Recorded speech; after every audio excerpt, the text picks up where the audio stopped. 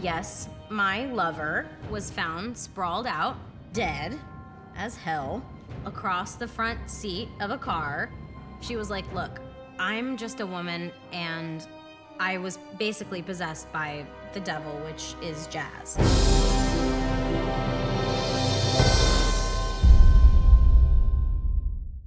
Hello, I'm Mae Whitman. And I'm Jane Levy. And today we will be discussing Murderess Row. Oh. You will like it though, it's very cool and stressful and cool. You like murder? Me too. It's 1924.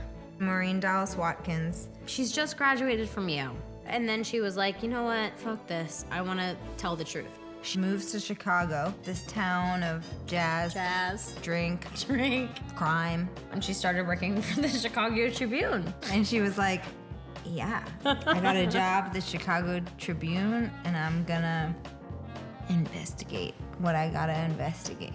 That's what she really wanted to do. Hell yeah. Right? And then she comes upon this editor, who's a man. The editor was like, Maurine, I'm gonna assign you to the Cooks County Jail's Murderess Row. Which is where they keep the women who are awaiting trial. And he was like, you're a woman. Nobody else wants to report on this shit. It's a little boring for our male reporters. I care about the goods, so give me the goods, baby. And she was like, I got you, bitch. I got you. She goes to Murderess Row in Cooks County Jail. She meets Sabella Nitti, an Italian immigrant who is accused of murdering her husband. She says, he hurt me. I didn't kill him, but because he hurt me. And Maurine is like, this is it. Maurine went to her editor and was like, I heard about Sabella Nitti. And he was like, no, bitch. Like, I don't care about Sabella Nitti.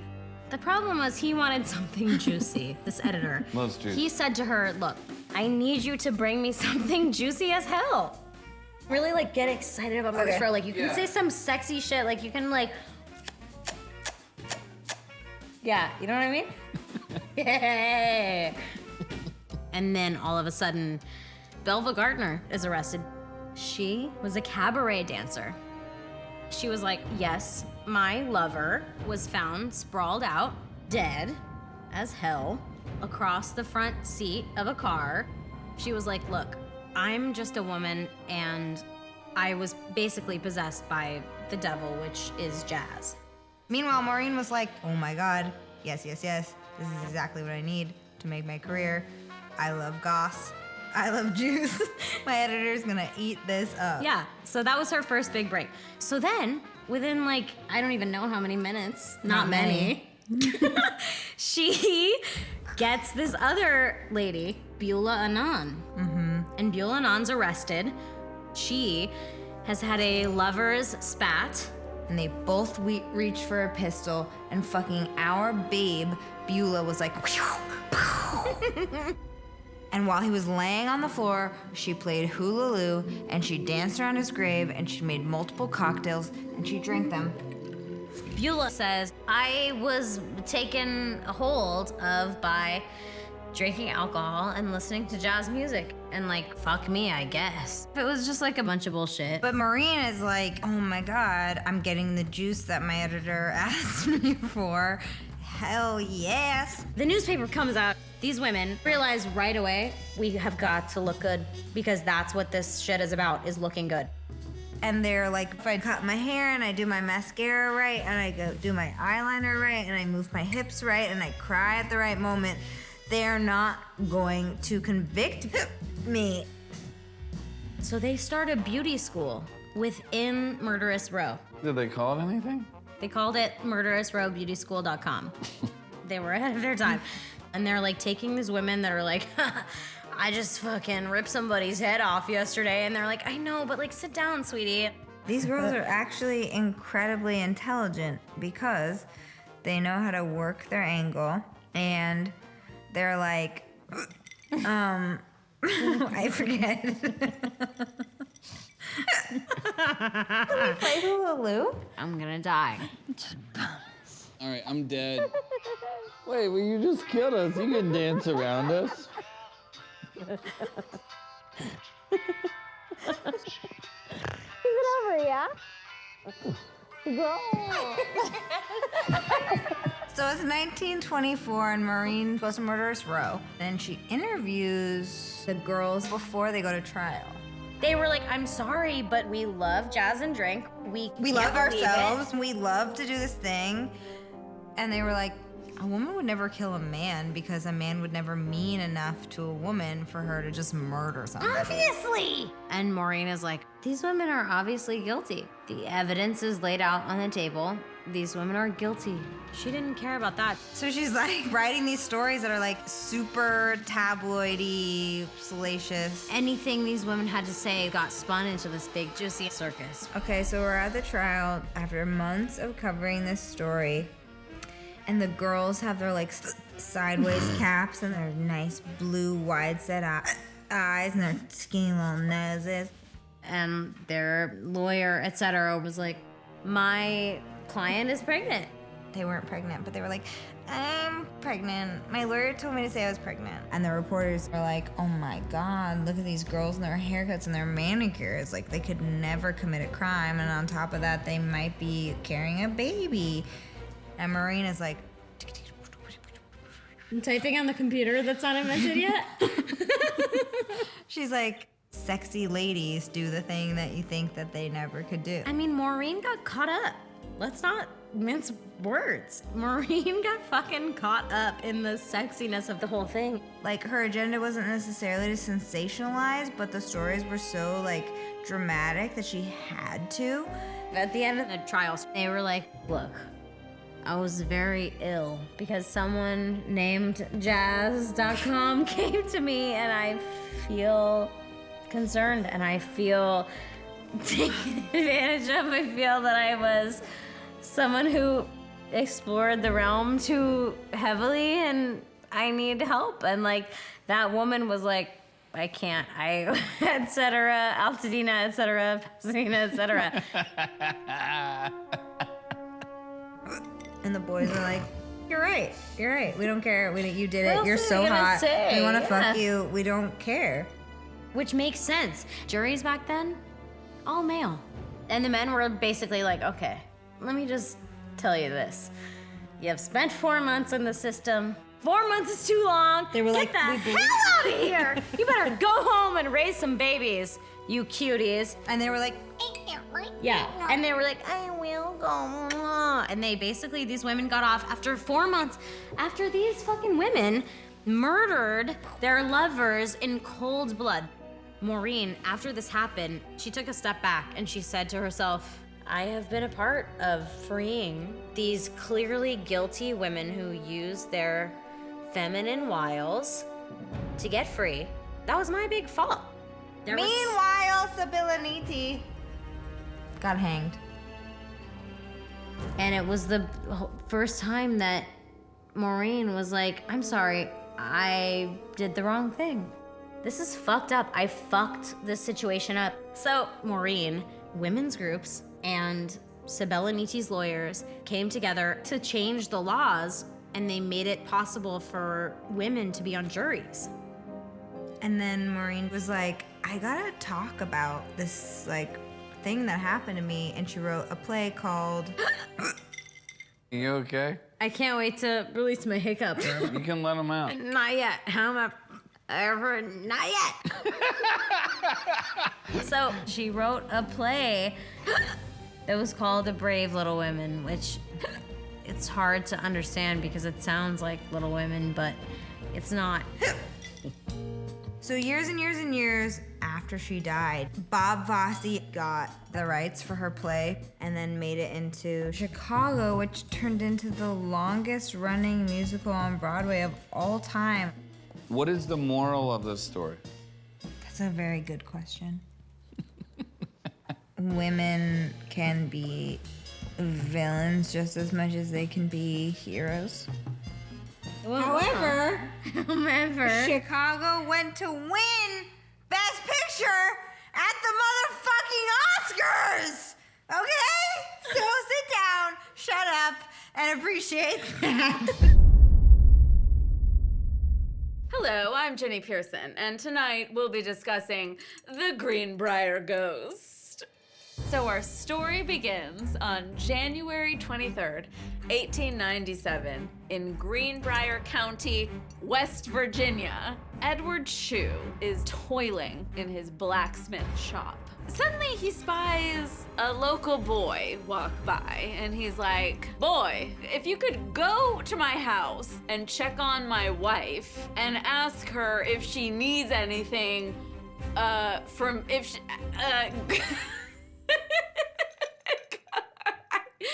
and ask my wife if she needs me to bring anything home to her on my way home." Sounds very lazy. Super fucking lazy. So this little boy like goes to the house. He's like, "Hello, Mrs. Shue. Hello, is anybody here? Hello." And what he sees is Edward's wife, Zona, dead at the foot of the stairs.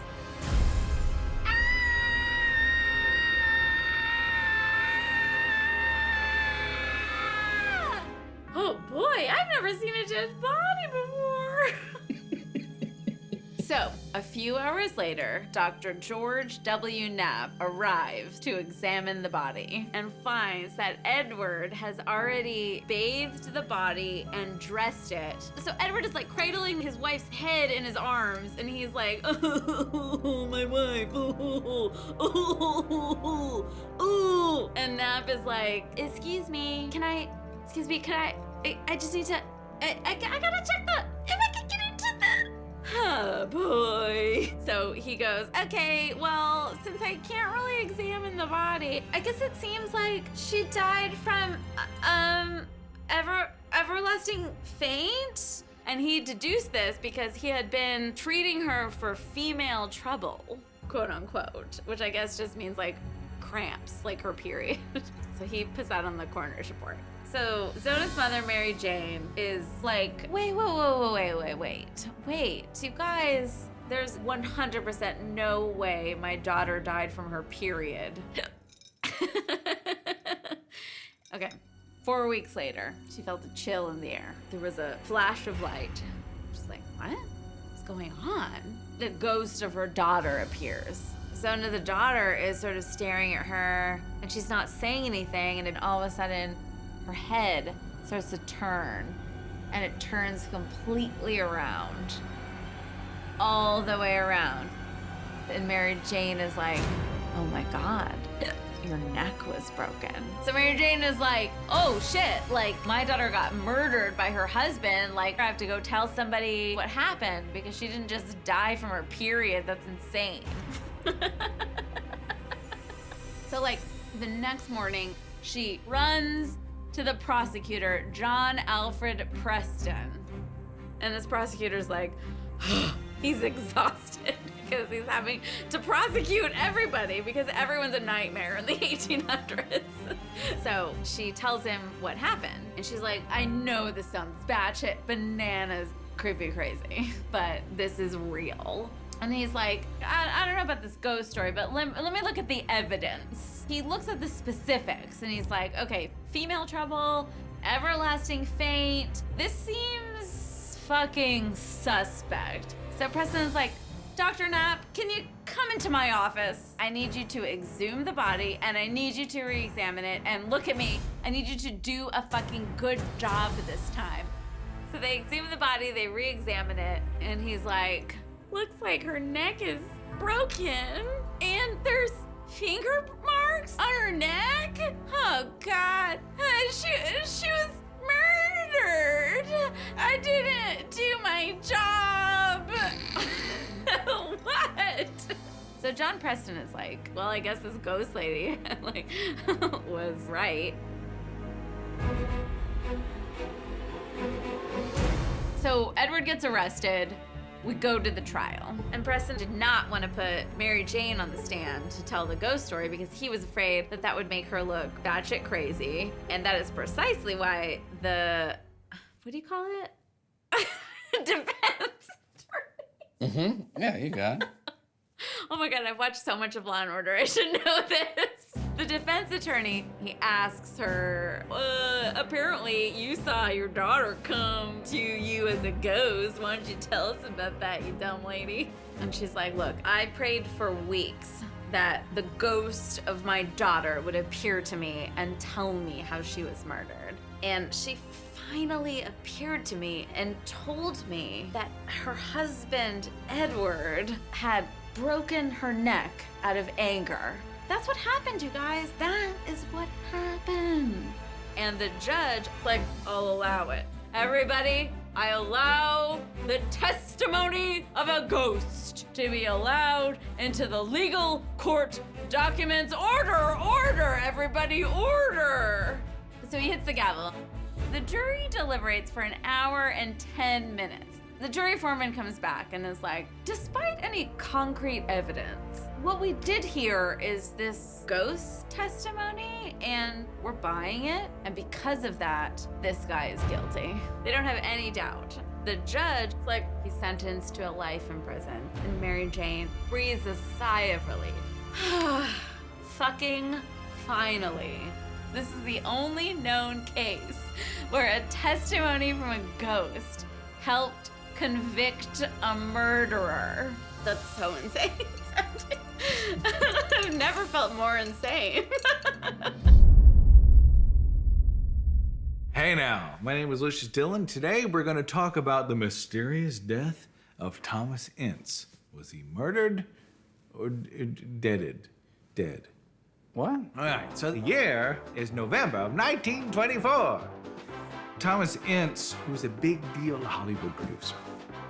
And big old, a huge newspaper tycoon, William Randolph Hearst, wanted to get into the movie industry. Hearst is like, hey, it's your 44th birthday. Why don't you come to my yacht? We'll take a 3-day cruise. We'll get some celebrities. We'll sign some contracts to make us business partners. It's gonna be a great humdinger of a good time. So he's like, great. So they set out on the yacht. So it's Hearst and it's Ince and it's actress Marion Davies. She was Hearst's very unsecretive mistress. And it's Charlie Chaplin, and it's also gossip columnist Luella Parsons, and other people not famous enough to mention this story. So they all go out for 3 days, but when the boat returns, Thomas Ince was dead. Ooh. Party over. The newspaper read, big hotshot Hollywood producer shot dead on Hearst's boat. But then the evening edition said, ha ha ha, whoops, just kidding. He actually died of heart failure in Hearst's home. So yeah, weird. But things get more confusing because at Thomas's funeral, Ince's wife, Eleanor, is like, it's so terrible that my husband has died. Okay, thanks, come again. And then she cremated him immediately and off to Europe. So that was kind of odd. We know he's dead. That's the one fact that we know. But since there's so many different stories, I mean, it's pretty much like the movie Clue. But we're gonna figure it out. We're gonna figure it out. So one of the theories is that Thomas Ince had a problem with ulcers because he was a big Hollywood producer and had a lot of stress and shit on his mind. Of course, when he gets on the yacht, champagne's flowing, they were having hootenannies and bebop, billies and blah, blah, blah. And then it's like, oh, salted almonds. Yes, I probably shouldn't. Okay, I'll have 1 or 40. Then, of course, when it comes to toasting time, it's like, okay, it's my f***ing birthday. Toast to me, love me. But because of that, it ruptured his ulcer. And the next morning, he wakes up with a heart attack. Not that cool, and then died.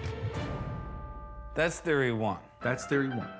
So theory 2 is they were having a great old time for 3 days, except for Chaplin, who was in his room, alone, suicidal, because like, I'm Chaplin. I'm a big old genius. I hate myself.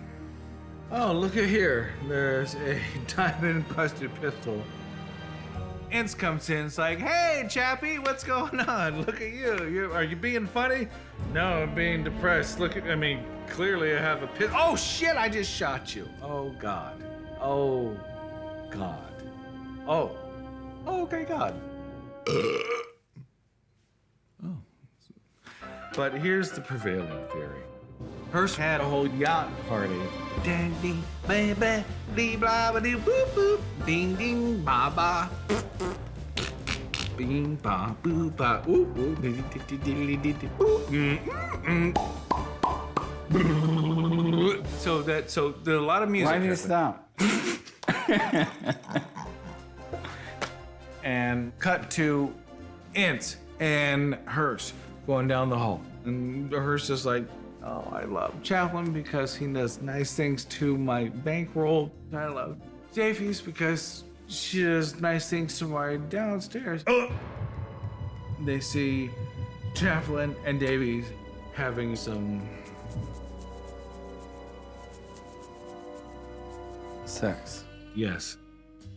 So then, come back to Hearst had a diamond-crusted pistol. Like, how dare you, Charlie Chaplin? Not Chaplin, but how dare you, Chaplin? I'm going to shoot you both. So Ince did a slow motion. No, he makes money for Hollywood. And someone got shot, and it was Ince. And he died. But maybe not. So after the incident, everyone was like, so, Luella, you were on the yacht? What's the scoop? Was it Hearst? Was it Chaplin? Was it Davies? What happened? I saw nothing. I was not on the yacht. I was 3,000 miles away. You didn't even know about it. She was there. She didn't say anything. What do you believe happened?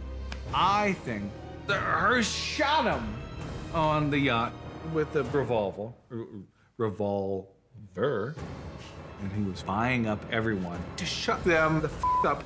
I mean, he bought his gossip columnist, he bought Ince's wife, and he got away with it because Hearst owns everything. He owns all the newspapers. He is the Citizen Kane, the Rosebud, and after all that, Hearst said like, hey everybody, Thomas Ince didn't die of natural causes. Wait, no, yeah, he did not. Thomas Ince did not die of murder. He died of natural causes. Nice try. I'm Hearst. And I'm gonna go home and sleep with my wife. Good night. Do you have any other theories? No?